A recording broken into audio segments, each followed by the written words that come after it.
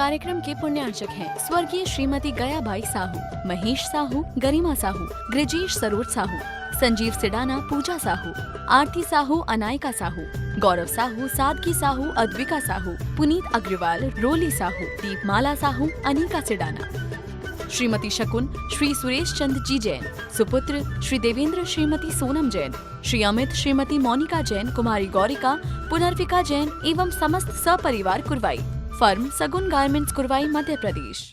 बड़ी मुश्किलों से प्राप्त हुआ है,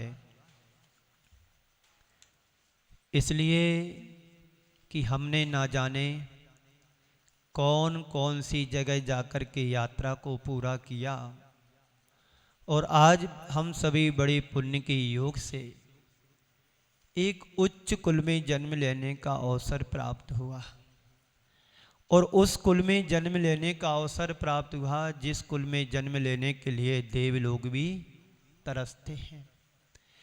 नर काया को सुरपति तरसे सो दुर्लभ प्राणी। यह दुर्लभ प्राणी मनुष्य पर्याय को प्राप्त करने के लिए तड़पता है, तरसता है और हम सब ने अपने पुण्य के योग से इस मानव पर्याय को, मनुष्य जीवन को पाया। पाने के बाद हमारे साथ क्या हो रहा है ये हम भूल जाते हैं। यदि हमें याद रहे कि मानव जीवन पाया है तो इसका उद्धार कैसे होगा। मानव जीवन का कल्याण करने के लिए हमें प्रभु की शरण में जाना होता है। बिना प्रभु के, बिना गुरु के, बिना जिनवाणी माँ के हमारे कल्याण होने वाला नहीं है। क्योंकि आज वर्तमान में जो हमारा जन्म होता है वो जन्म मिथ्यात्व के कारण होता है, अज्ञानता के कारण होता है। सम्यक दृष्टि पंचम काल में जन्म नहीं ले पाता है क्योंकि उसकी यहाँ पर कोई आवश्यकता नहीं है। ये बात जुदी है कि जन्म लेकर के हम सम्यक को ग्रहण कर सकते हैं, ये बात अलग है। विगत पिछले दिनों से हम सभी श्रावक के षट कर्मों पर चर्चा कर रहे हैं। ये श्रावक के वो कर्म हैं जिनके माध्यम से हम अपनी खोई आत्मा को प्राप्त कर सकते हैं। अनंत संसार में भटकते हुए प्राणियों के लिए एक आलंबन है माँ जिनवाणी, स्वाध्याय, प्रभु की शरण, गुरु की वाणी, जो हमारे कल्याण करने में सहायक है। कल्याणकारी जनवाणी नहीं जिनवाणी होती है। एक पंडित होकर के भी आपको बहुत अच्छा उपदेश दे सकता है, बहुत अच्छा वक्ता हो सकता है, लेकिन हो सकता कि वो अपने आप में अज्ञानी भी हो, ज्ञान भले हो पर सम्यक दृष्टि ना हो। इसलिए आचार्यों ने कहा है वक्तु प्रामाण्यात वचन प्रमाणम। वक्तु प्रामाण्यात वचन प्रमाणम यानी वक्ता की प्रामाणिकता से ही वचनों की प्रामाणिकता होती है। वक्ता की प्रामाणिकता से ही वचनों में प्रामाणिकता आती है। यदि वक्ता आगम के अनुसार बोलता है तो उसके वचनों में जान होती है। एक अच्छा बोलने वाला व्यक्ति हो सकता वो तुम्हें आगम की बात ना बताए, बहुत अच्छा बोलता है, पंडित भी है, यदि वो आगम के विपरीत बोलता है तो उससे दूर से नमस्कार कर लेना चाहिए। क्योंकि सांप चाहे कितना भी अच्छा हो, कीमती मणि वाला भी क्यों ना हो सर्प, और व्यक्ति मणि के लोभ में आकर के यदि सांप के पास जाएगा तो सर्प क्या करेगा, डसेगा, दंश मारेगा। मणि तुम्हारे हाथ में नहीं आ सकती है। ध्यान रखना, यदि लौकिक सर्प तुम्हें काटे तो एक ही जान जाएगी, यदि तुम्हारी खोटी धारणा या कुमत तुम्हें काटेगा तो तुम्हारा भाव बिगड़ेगा। संसार के भव भवांतरों से यदि हम बचना चाहते हैं तो कुमत से बचो, कुमत से बचो। सुमति को प्रकट करना चाहते हो तो कुमति से बचना जरूरी है। ऐसा हमारे आचार्यों ने मार्गदर्शन दिया है, सम्यक मार्ग बतलाया है। सम्यक को पारायण करो, सम्यक दर्शन को ग्रहण करो। तो संत कहते हैं कि जिनवाणी के माध्यम से आप अपने जीवन का कल्याण कर सकते, इसलिए स्वाध्याय के लिए समय निकालना चाहिए। क्यों? क्योंकि हमें यदि कल्याण करना है तो चाहिए है। आप छेढ़ाला में पढ़ते हो, क्या पढ़ते? आत्म के हित हेतु विषय कसाए ते लखें आपको कष्टदाय। आत्मा के हितकारी जितने भी कारण हैं वो आत्मा के लिए कष्टदायी लगते हैं। शरीर के लिए जितने भी कारण हैं वे आत्मा के लिए अच्छे लगते हैं। तो आत्मा के अहित के कारण क्या है? मिथ्यात है, अज्ञानता है, कसाय हैं। और मिथ्यात, अज्ञान, कसाय ये सब क्या है? आत्मा के लिए अहित के कारण हैं। इसलिए इनमें हमारी परिणति नहीं जाना चाहिए। हमारी परिणति तो ज्ञान पूर्वक होना चाहिए, बोधि ज्ञान के साथ होना चाहिए। अज्ञानी का उद्धार हो सकता है, संत कहते हैं। संत कहते हैं अज्ञानी का उद्धार हो सकता है, लेकिन गलत ज्ञान पाने वाले का कभी कल्याण नहीं होगा। अब ज्ञान कैसे हम प्राप्त करें? पहले तो स्वाध्याय करो। जब स्वाध्याय में, शास्त्रों में तुम पढ़ोगे, आगम की बात को समझोगे, तो कोई आपके यहाँ पंडित यदि आता है, प्रतिष्ठाचार्य आते हैं, कोई बताने वाला आता है और गलत तुम्हें बता रहा है, तो तुम तुरंत समझ सकते हो, टोक भी सकते कि आपने ऐसा क्यों बोला। जैन दर्शन में ऐसे अनेक विद्वान और पंडित हुए हैं। वो मुनि नहीं बन पाए, ये उनका दुर्भाग्य रहा होगा, लेकिन ज्ञान था, ये उनका सौभाग्य था। रो रो करके चलेगा, इतना ज्ञान था। यदि वो आज उस समय साधु होते तो महाराज जरूर बनते। पंडित दौलत राम जी, धानत राय जी, मंगत राय जी, बनारसी दास जी, फूलचंद जी शास्त्री, कैलाश चंद जी शास्त्री। कैलाश चंद जी शास्त्री के बारे में तो कहा जाता है कि इस पंचम काल में उन्होंने कह दिया कि मेरे लिए 3 पदों पर आस्था और विश्वास नहीं है, मैं नमस्कार नहीं कर सकता। 2 पदों को छोड़ करके। वो कौन से 2 पद थे? अरिहंत सिद्ध के अलावा 3 पदों को मैं नमस्कार नहीं करता हूं। एक बार की बात है, जब उनके पास कोई पंडित गए, कहा कि यदि तुम्हें दर्शन करना है तो आचार्य विद्यासागर जी महाराज के दर्शन करके आओ। उस समय आचार्य श्री राजस्थान में थे, अजमेर में थे कि किशनगढ़ में थे, कहाँ थे? उसी एरिया में थे। वो आचार्य श्री के किसी के कहे अनुसार गए दर्शन करने के लिए। देखते रहे छिप करके। दर्शन करके जो उन्होंने पाया,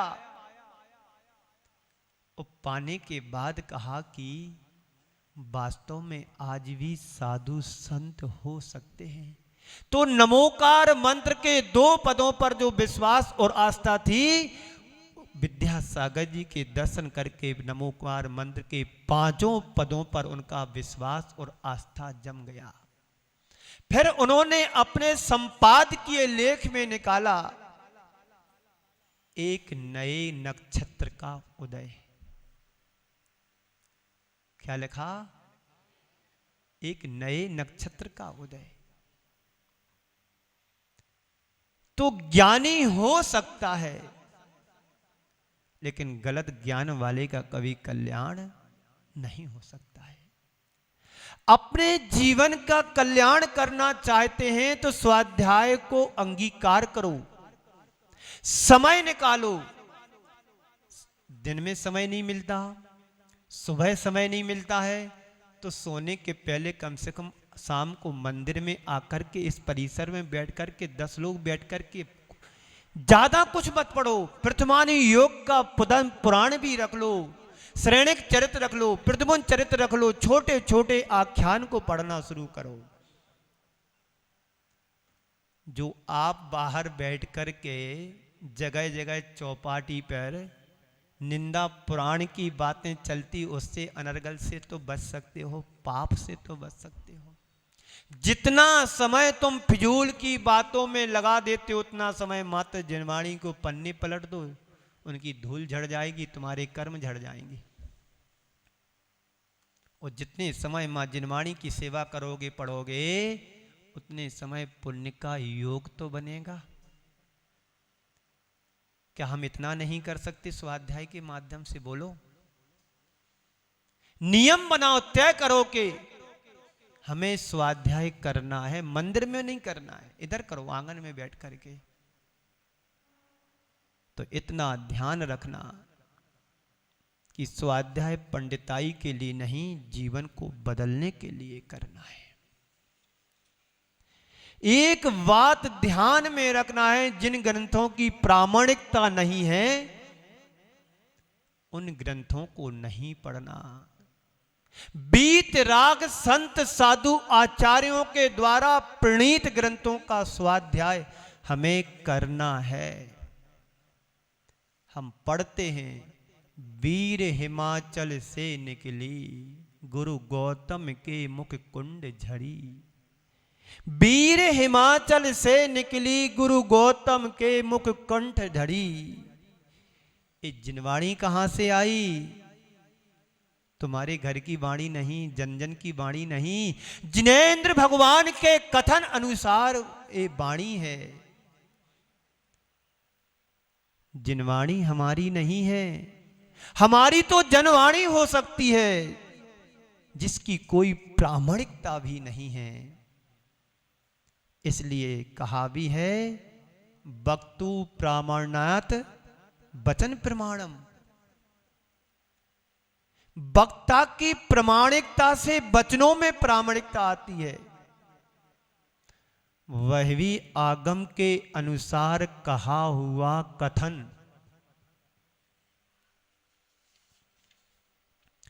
तो जिन वाणी हमारी नहीं है, वह तो भगवान महावीर के शासन से आई। कहां से आई? जिनवाणी कहां से आई? भगवान महावीर का शासन अभी चल रहा है। और कब तक चलेगा? जब तक कोई दूसरा तीर्थंकर जन्म नहीं लेगा, तब तक ये शासन चलेगा। पंचम काल के अंततम चलेगा। छठवें काल में धर्म नहीं रहेगा, उस समय नहीं चलेगा, कहलाएगा पर महावीर का।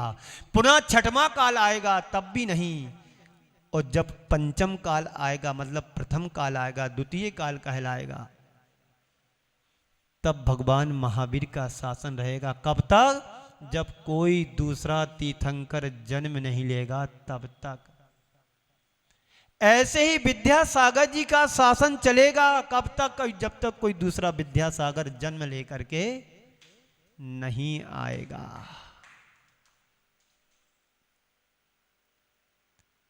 तो वह गंगोत्री का जल है जिसे निर्मल बनाए रखना हमारे लिए जिनवाणी को।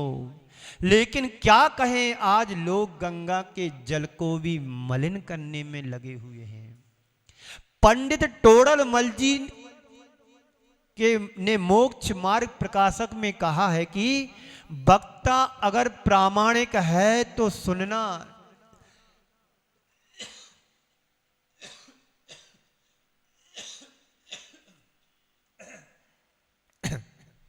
क्या कहा?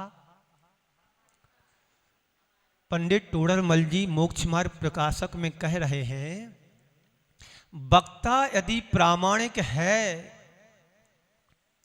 तो उसको सुनना, नहीं तो वह वक्ता जनवाणी का हो सकता है, जिनवाणी का नहीं हो सकता।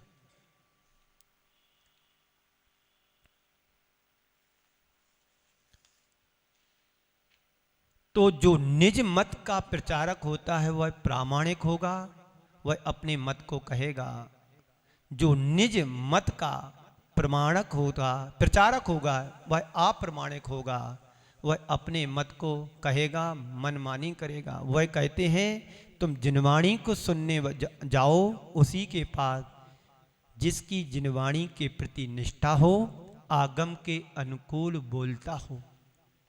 संत कहते हैं कोई कितना भी अच्छा क्यों ना बोले, क्यों भी वक्ता ना हो, अगर वह आगम के विपरीत बोलता है तो उसके पास मुझे नहीं जाना चाहिए।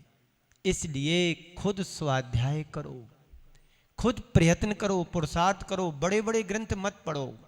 हमारे अलमारियों में जो शास्त्र रखे हैं हिंदी वाले, जो प्रथमानी युग के ग्रंथ हैं, उनको पढ़ना शुरू करोगे तो धीरे धीरे धीरे धीरे तुम क्या बन जाओगे, एक दिन पंडित बन जाओगे।